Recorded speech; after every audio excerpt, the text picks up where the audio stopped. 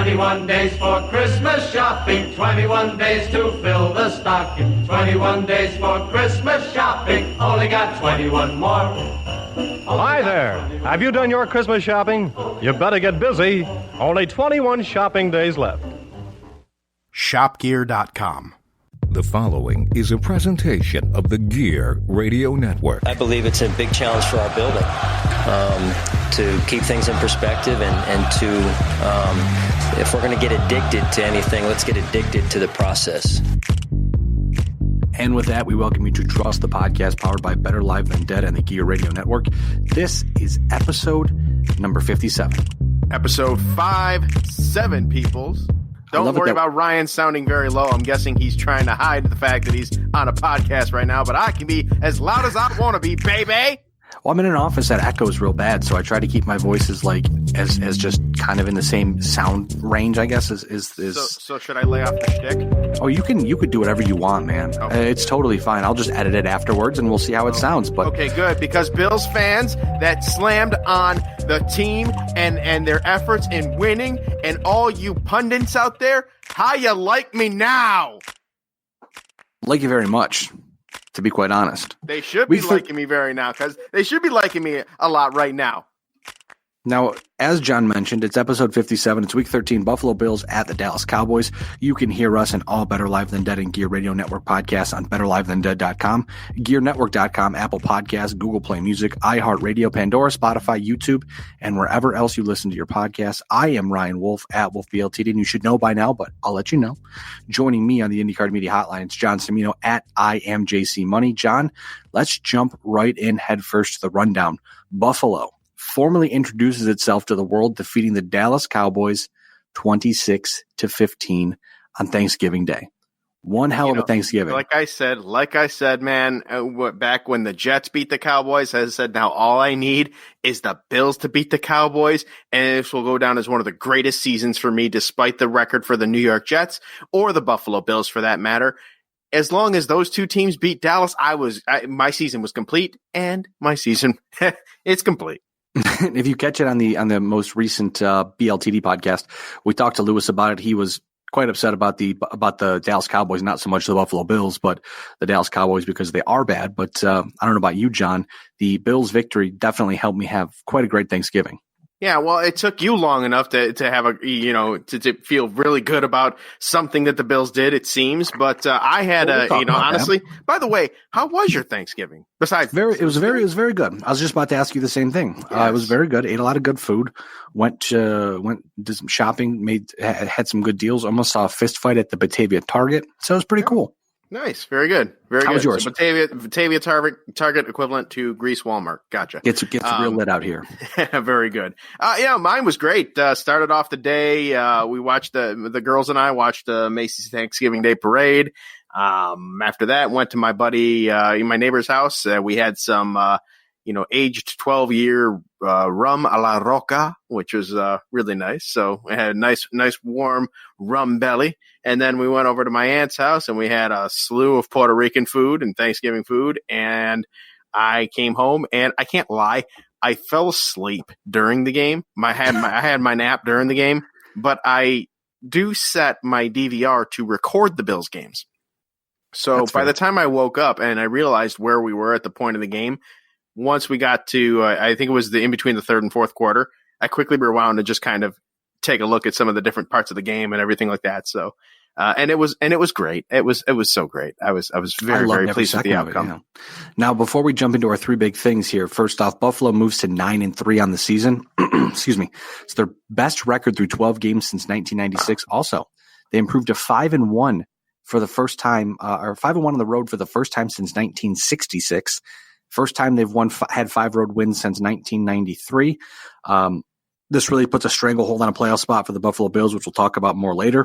Mm-hmm. Also, some nice stats per CBS Sports PR. It's at CBS Sports Gang on Twitter. Buffalo Dallas was the most watched Thanksgiving Day game on CBS in 27 years. The most watched regular season game on any network playing football. In 3 years, they averaged a little over 32.5 million views. And it's great that you mentioned that. And this was going to be one of the talking points when Brandon and I decide to podcast next is, do you think that sends a message to the NFL that, maybe some fans of teams that don't always get the spotlight, maybe the NFL fans want to see these teams? Like the Buffalo Bills are usually, when are they on usually? 1 o'clock p.m. on Sunday. Yep. Every Sunday. It's been like that for the past 20 years, it seems. Well, don't worry. The last couple of weeks, which I was going to mention later in the podcast, but I'll mention it now here since we're on the topic. The Bills play Sunday at 1 o'clock, but then they play against the Steelers on Sunday Night Football, and then they play the Patriots to Sunday night. Then they play the Patriots on a Saturday afternoon game. So again, there's going to be a lot of Buffalo Bills in the national spotlight the next handful of weeks. So and that's good. And you know what? And you know what? That's good. It almost, in a way, reminds me of the Browns, in a sense, when the Browns started getting their mojo back and all that, and the Browns were being moved, with last year specifically, with Baker Mayfield and just that whole swagger that goes with it.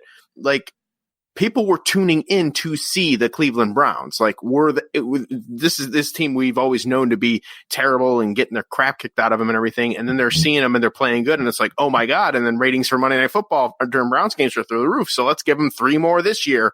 Yeah, obviously, that didn't work out very well. I think for that felt more forced just because of the big addition of Odell Beckham plus how they played last year. They kind of were like, well, we're going to push them into the spotlight because they're good for ratings.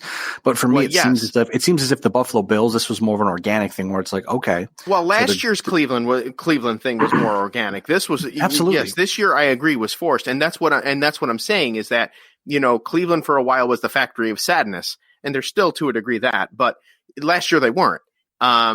And that organically happened, and that it was different. It was something completely different. It wasn't you're seeing Brady versus Roethlisberger again, or one of the Mannings, or whatever, or a West Coast team that nobody could care about, like the Chargers.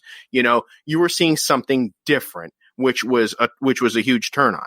I mean, I can even go back 10, 15 years ago when Cincinnati with Marvin Lewis, when they were winning games and going to the playoffs and stuff. In the Carson Palmer and Ocho Cinco era, they were getting ratings too because it was different. It's the same thing with Buffalo here, which is really nice to see. And I really, really, really like the identity of America's spirit animal. I really like that. I think that goes very well with the Bills. Good way to coin that. Buffalo's America's spirit animal. I enjoy that a lot.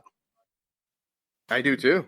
Now the three big things brought to you by FortunePhoto.com. First off, John, allow me to reintroduce myself. Looking at the Buffalo Bills offense specifically, it definitely appears that the coaching staff made some sort of decision to revamp their offensive decision-making following that ugly loss in Cleveland, and it really does seem to be working. They've scored 20-plus points in each of the last 3 games after only doing that 4 times in the first 9 games of the season. The development of Josh Allen continues, 19 for 24. To say I told you so, but I was just about to say I was going to get there. Don't worry. Okay. I a little spot. The development of Josh Allen continues. He was 19 for 24, 231 passing yards, 1 touchdown. He also had 10 rushes for 43 yards and a touchdown. He sets the Bills franchise record with his 8th consecutive game with 2 or more touchdowns. Also, it's Allen's 9th game with at least 1 passing and rushing touchdown, surpassing Dallas Cowboys quarterback Dak Prescott, who had 8 games in his first 2 seasons for the 3rd most passing and rushing touchdown games in a player's first 2 seasons. Also, if I haven't statted you out yet by now, Josh Allen ranks 5th in the National Football League with 24 total touchdowns. He has an 18-3 touchdown to turnover ratio his last 8 games. And then here's the one thing for John that can say, I told you so. Per at Josh Allen Stats on Twitter, very good Josh Allen Twitter for Josh Allen Stats, shockingly. Mm-hmm. Thursday was Josh Allen's 24th NFL game, so we can split it up. Now, hold on really quickly. I hate to interrupt your stats with shtick here, but there are 2 Josh Allens in the league. Does this Josh Allen Stats do both of them? I don't know. I didn't look. I would presume only Buffalo Josh Allen, but that'd be a really good Twitter account because there's 2 of them. Right. Okay. Or like if they had all the accounts for all the Allens in the National Football League, something like that, that'd be interesting. But anyways, Thursday was Josh Allen's 24th NFL game, which allows John to say, I told you so, because John was absolutely correct. He's been on he's been pushing the train down the tracks here where I've been kind of hesitant. But at this point, I think I'm completely on board with it. So Josh Allen's first 8 games, he had a 52.88 completion percentage, 1,223 passing yards, 9 total touchdowns, and 7 interceptions. The next 8 games, as if you want to see a step forward, his completion percentage went up to 56.54, 1,754 passing yards, 15 total touchdowns, which is nice, but 11 picks, so more not only interceptions, but I don't have the fumble stats, but obviously we know he was fumbling a lot more. Last 8 games since they played New England, he has a 62.10 completion percentage, so that jumped. The yards are down a little to 1,688 passing yards, but he has 18 total touchdowns and only 2 interceptions, 3 turnovers, as we mentioned, over the last 8 games. So Josh Allen is developing before our eyes, and it's really showing with how well the Buffalo Bills have been playing and how well they've been gelling offensively. It really seems like, even like I mentioned after that Cleveland game, it seems like it's a different offense, whether it's Brian Dable up in the box or them deciding, we're just going to go dink and dunk. We're going to try to put the ball in our playmakers' hands. John Brown, Cole Beasley, Devin Singletary, Josh Allen. It almost seems to me as if they are running like a Baltimore light offense where everything goes through Josh Allen, but they have no problem using everybody else. Right, and that's what they need to do. They're doing a very, very good job. I mean, again, trust the process was what Sean McDermott said. And speaking of Sean McDermott, let me just say, whoever that freaking beat writer out in Carolina is that used him, said McDermott is in head coaching hunt for the Carolina Panthers now vacancy. Who mans is that? That I don't understand where he's not leaving Buffalo. Buffalo's not letting him go. And I will tell you why. Because at the end of the season, the famous 17-year drought, 2 out of his 3 seasons, playoff berth for Buffalo. And that other season that they didn't remember, the other season they didn't make the playoffs. Sorry, John, was a specifically set season to lose. I mean, there's no doubt about it. Exactly. They weren't tanking. They weren't tanking, but they were putting themselves in a good spot to acquire a quarterback. Right. It was smart maneuvering. I would argue that's probably the approach Miami later took this year, but I digress. Josh Allen has very much developed right before our eyes.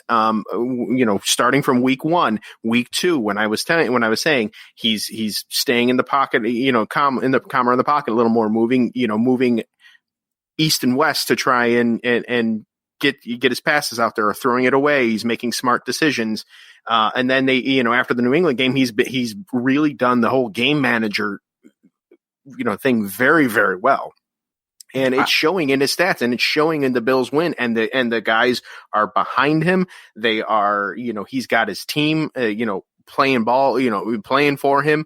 I mean, you saw when he had the turkey leg, and what's his face came up behind him. I can't remember who, and took it from him, and it took a piece of the turkey and looked and said that's my quarterback. And like they play for this guy, they like this guy, and Allen has embraced Buffalo, the city, the culture, and everything. And has developed right. I think Bills fans. I think and before I know you want to talk, Ryan, and I'll get to I'll let you take the helm in a minute. But I think what it is, being the Bills are officially one beast. Since I've taken over, the majority co-host of this podcast, I cannot lie. I think it's pretty evident. I am one of those fans that are a fan of 2 teams in the same division. I don't care. F you if you don't like it. But Bills fans are so used to everything going haywire. Everything just kind of falling down. Like, you start off high and then it just an epic crash and bad quarterback play after bad quarterback play. And I think with Josh Allen, they were kind of preparing for the worst before it even happened. Like, oh, well, this is great. Sure, they won a game. They're 3-1, whatever. But this is what always happens. And now finally they're getting to a point where it's like, okay, this is really different. Yeah, I mean, this is different. Looking at the Thanksgiving Day game, that's how I felt. Absolutely. We talked about that. And then the fact that, that happened, which, mind you, Thanksgiving Day, the Thanksgiving Day game is not anywhere close to the magnitude of a playoff or a Super Bowl game, but it's Thanksgiving game. It's one game at one time slot on the day where everybody gathers around the TV and has it on at the very least in the background. That's a time you want to come to play. And Absolutely. Josh Allen and the Buffalo Bills entirely did just that. I mean, I mentioned it before. I've been burned. I've been a Bills fan. Obviously, I've mentioned for 20 years now, 21 years, I think, actually. And like I told you, John, it's always we see that other shoe drop at some point in time. And will the Buffalo Bills have a bad game between here and the end of the season? There's a good shot that it happens. Mm-hmm. But right now, this team has hit their stride offensively and defensively. They're rolling. They're putting up a good fight against every team they play, whether or not they win, which they've been winning as of late, which has been fantastic. Mm-hmm. But I mean, they're going to have a tough test. We're going to talk about that against Baltimore this weekend. But every time, like I said, the shoe to drop would have been the Thanksgiving game where Buffalo would have came out and just kind of fell flat and been just disappointing, and that didn't happen. Right. And that's for me when I said, okay, you know what? I'm sick of waffling back and forth.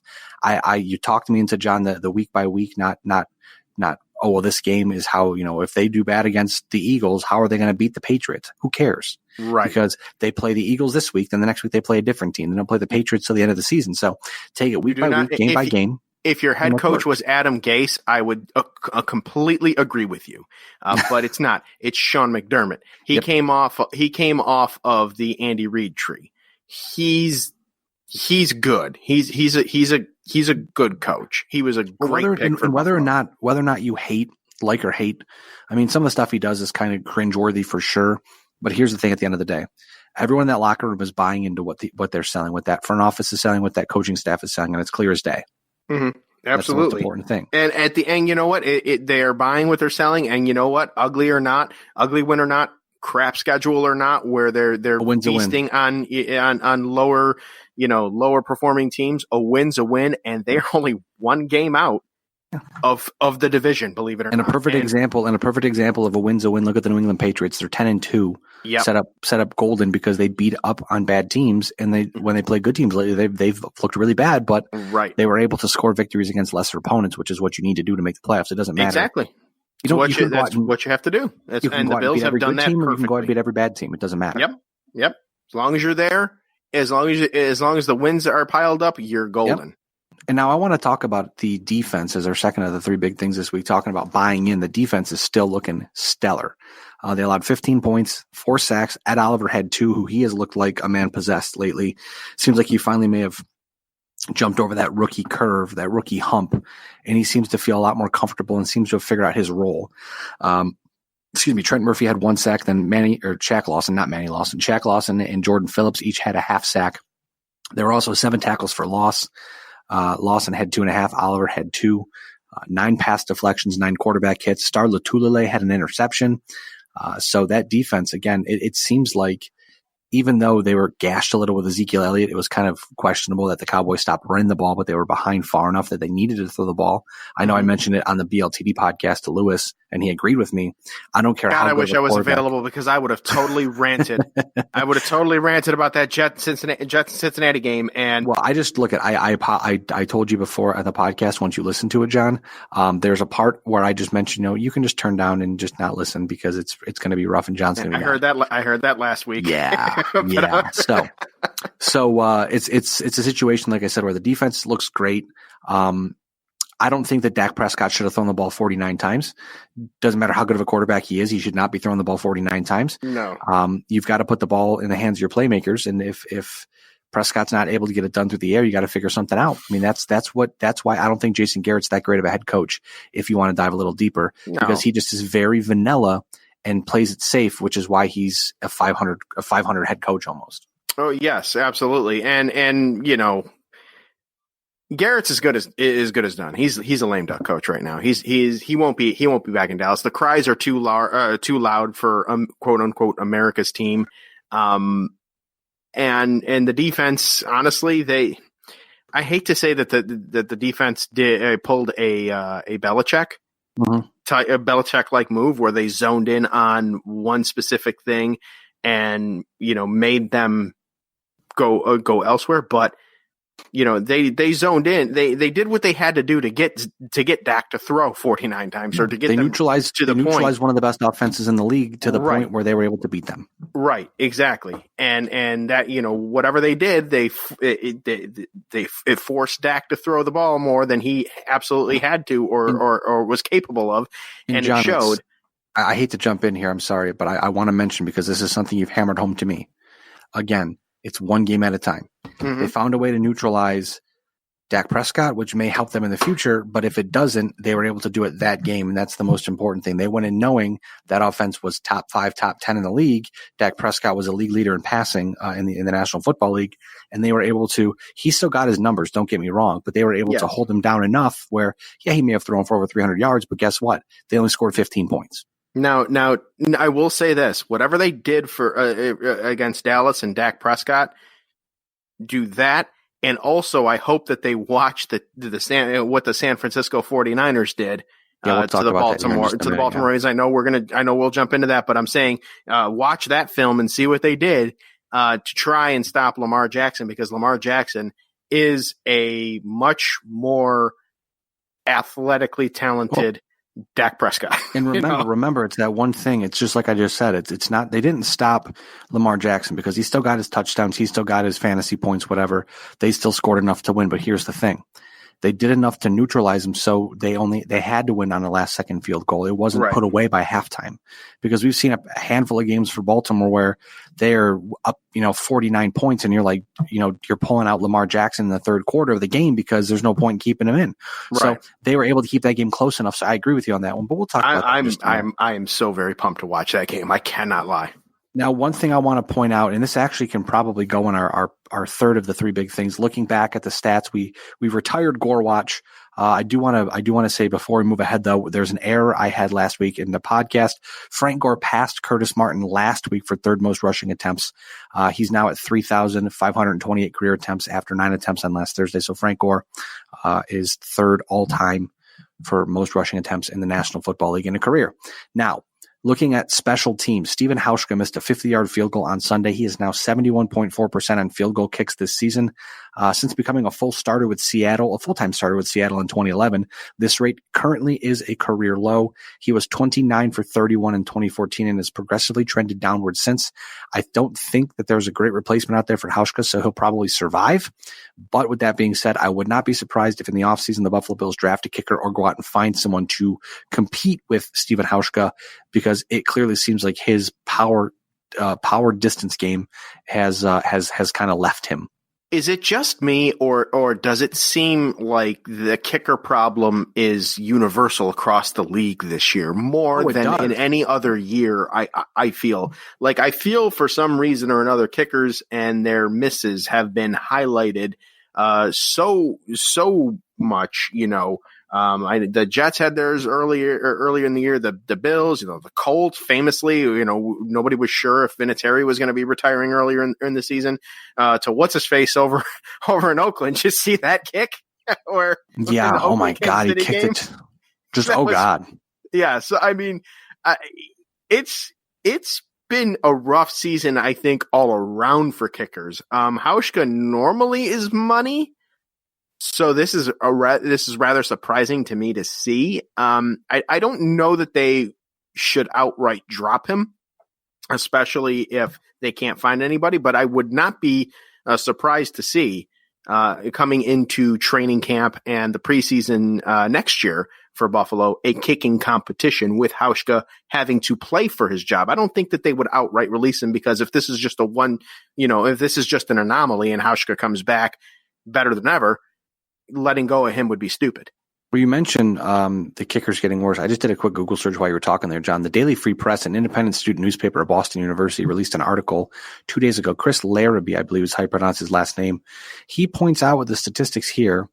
It says, I use Pro Football Reference's player season finder tool to get the data I analyzed. I don't know why that was so hard to say.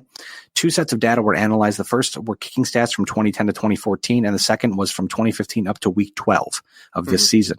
Okay. He says, to be included in the analysis, a kicker had to have played at least one full season over the 5-year period in order to weed out backup kickers or kickers that had gotten cut. From 2010 to 2014, kickers that played at least one full season made 88.3% of field goal attempts and 99.5% of the 20-yard extra point attempts. From 2015 up to week 12 of this season, kickers have made 86.9% of the field goal attempts and only 95.1% of the 33-yard extra point attempts. A 2% drop in kicks might not seem like much, but looking at the raw numbers, it adds up to almost 200 fewer kicks made from 2010 to 2014. 2,684 field goals were made compared to 2,000, or field goals were attempted. Let's see, 2,684 field goals compared to the 2,469 converted field goals since the extra point was moved back. Says these numbers are over a broad 5-year period, but analyzing stats for this year paints a distressing picture. Kickers that have attempted 10 or more field goals this season are kicking at only an 80% clip, a stat that should sound alarms in every NFL office and could shift offensive philosophies around the league. So we've seen that too, where teams are more willing to go for it. 50-yard, 55-yard field goal, they'll go for it because worst case scenario, they'll just have the team. Either they can convert the fourth down or the team will get the field position either way. So it's worth a shot, but it's definitely a grim picture for kickers in the National Football League right now. Sounds like what the league was experimenting, or what the league ultimately wants, is slowly working. It's slowly working its way to fizzling out kickers and, more offense, more points on the board, 2-point conversion. I mean, at what point will extra points, if it continues to trend downwards? I mean, they were kind of irrelevant before, but now that it's just, when teams get penalties on the extra point, they go for it. I mean, I definitely agree with you that it might be, they might be phasing out for sure. Right. Exactly. I mean, it would not surprise me if the league as a whole stole the AAF's format for extra points, the defunct Alliance of American Football format for the extra points afterward, which is basically just 2-point conversions all the time. I would not see them. I would not be surprised to see, maybe not the next CBA, but maybe 2 CBAs from now, them adopt that as their own, getting rid of the extra point entirely and then claiming it as their own idea. That sounds like the NFL. A couple more stats, John, before we move over to our look ahead. With 2 more sacks on Thursday, Ed Oliver joins Darryl Talley as the only Bills rookie to have a 3-game sack streak in a rookie season. Star Lotulelei became the first Bills defensive tackle since Kyle Williams in 2014 to record an interception. You say that name one more time? Lotulelei also recorded his first career blocked kick. Cole Beasley, John Brown are the first Buffalo Bills receiving tandem to each surpass 50 receptions 12 games into the season since 2002. Here are some names for you. Eric Mould and Peerless Price were the last 2 to do that. Wow, Peerless Price. There's a name out of the past. It's a podcast when we. It's a podcast when we drop those names. Also, the last thing I want to mention. I haven't heard the name Peerless Price in what seems like eons. Yeah, I always liked him. Yeah, I always liked his name when I was a kid. I don't know. Aside from that, I got nothing. Also, Price. John Brown, his 28-yard touchdown pass to running back Devin Singletary marks the first time in franchise history that a Buffalo Bills wide receiver has thrown a touchdown pass. Breaking news. Cole Hamels to the Braves. That's fun. I saw that, but I was going to mention it later in the podcast, so you scooped me. Yep, there we go. Continue. Our look ahead brought to you by 26 Shirts. First off, like always, you can check out 26shirts.com, facebook.com/26shirts, at 26 Shirts on Twitter and Instagram. It's the holiday season. They're doing a bunch of special things. Check out, like I said, their website and all their social media for the latest and greatest on 26 Shirts. And we'll keep pumping their tires because they keep supporting the podcast every single week. Yeah, buddy. 26 Shirts. Go on. Rock on with your bad self. Now our playoff outlook is now being. I saw they did an America's Spirit Animal shirt too. I love that. Recently, I love that. It was on Dell. I think it was on Dell's Twitter or the 26, or maybe both. But I saw that and I was like, "Ooh, I love that. That's a nice one." It's a good idea. So, John, our playoff outlook has now been. It'll still be playoff outlook, but now we're changing the title a little to Clinch Watch. Mm-hmm. After 13 weeks, the Buffalo Bills currently sit with the 5th seed in the AFC. According to 538.com, the Buffalo Bills currently hold a 96% chance of making the playoffs. Right now, the AFC playoff position 1-6 is Baltimore, New England, Houston, Kansas City, Buffalo, and Pittsburgh. If the season ended today, Buffalo would head to Kansas City for a wild card weekend matchup. Buffalo holds a 2-game lead over 6th. That is Pittsburgh at 7-5 with 4 games to play. Now, check this out.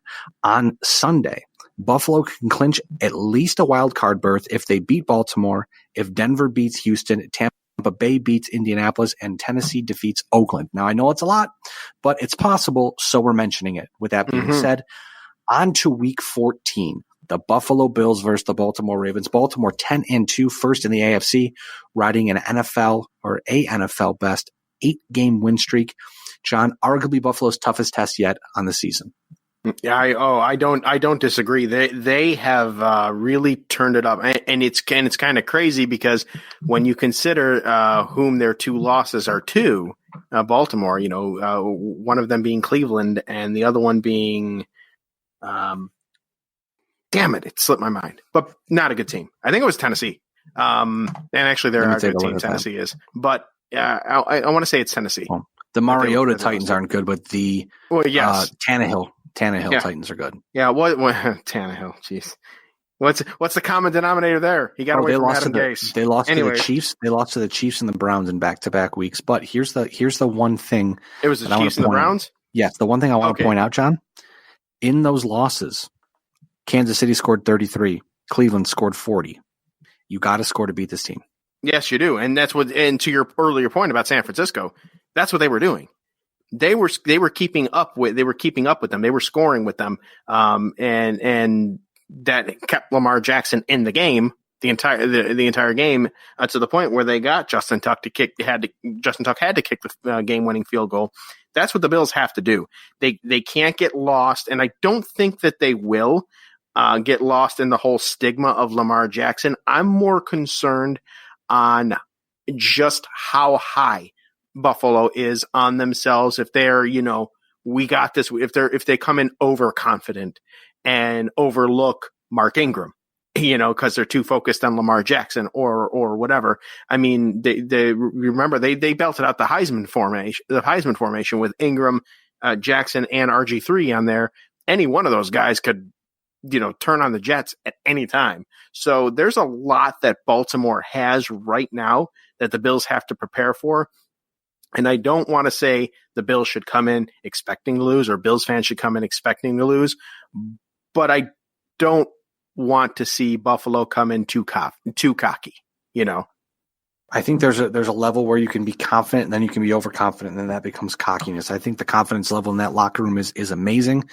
The team seems, like I said, they're firing on all cylinders. If they were to beat the Baltimore Ravens, this would be the stretch of games to do it, I think, because, like I said, Baltimore's facing some tough tests right now. They don't necessarily look human because, Lamar Jackson, hands down, we know he's the NFL MVP. I'll talk about his stats in a second. But they were definitely held down against San Francisco. And by no means do I think Buffalo is talented as San Francisco is. But Buffalo has shown their defense can step up and their offense can do enough to win. And that's all you need to do when it comes to playing football. You just have to outscore the other team or hold them down and just score more than they do. Either way. That's a nice Maddenism there. You score more than they do, you win the game. Yep. Or you hold them down and you score more and win the game. Either way, you score more points than the other team, you're going to win a game. Anyways, Lamar Jackson. Enacted. Boom. All right. 2,532 passing yards, 25 touchdowns, 5 picks, 977 rushing yards, and 7 touchdowns for Lamar Jackson as well. He'll become set to become the second quarterback in NFL history to rush for 1,000 yards in a season. Also, he'll likely pass Michael Vick, who has 1,039 rushing yards in a season in 2006. So Lamar Jackson might have the best rushing season as a quarterback in the history of football if he keeps it up, which he likely will. Also, speaking of rushing, as a team, Baltimore has rushed for 2,494 yards this season. That's 207.8 yards per game. They are on pace for 3,325.2 rushing yards this season. The NFL's single season record for team rushing is 3,165. The New England Patriots back in 1978. So the Baltimore Ravens, one of the best rushing attacks we've ever seen, with one of the best dual threat quarterbacks we've seen in quite some time. Yes, indeed. And you say hands down the NFL MVP, and that's great and all, but in reality, is that a great thing to have? 1, 2, 3, 4, 5, 6. Have you heard of the MVP curse? Yes, I have. You have? All right. So the last 6 MVPs, 2018, future Hall of Famer Patrick Mahomes loses in overtime in the conference championships. 2017 MVP, Tom Brady loses to a backup quarterback in the Super Bowl. 2016 MVP, Matt Ryan famously blows a 28-3 lead in the Super Bowl. Cam Newton, 2015, gets blown out in the Super Bowl. Aaron Rodgers, 2014, loses an OT in the conference championship. 2013, Peyton Manning gets blown out in the Super Bowl. It's great that he's hands down the NFL MVP, but it doesn't really mean anything. So I hope that, regardless of how he's playing and regardless of the stigma of that, he is human. And all you have to do, as you have mentioned a number of times already, keep the game close. Force them to score. Force them to keep Lamar Jackson on the field the entire game and not blow everybody away, and bring it down to the kicker if you have to. That's the way to beat them. San Francisco did that perfectly and just fell victim to time.